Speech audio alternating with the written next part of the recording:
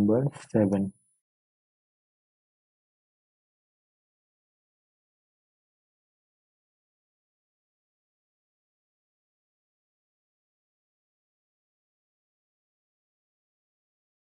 So in this question, a massless horizontal strut is attached to the wall at the hinge O.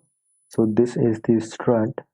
What is the force that the hinge pin applies to the strut if the weight of the cable is also neglected? So I'll try to draw this diagram. Um,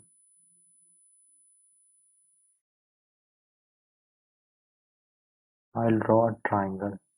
It is better to draw a triangle.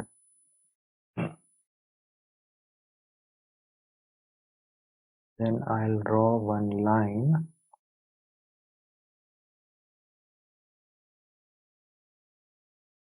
and I'll erase the extra.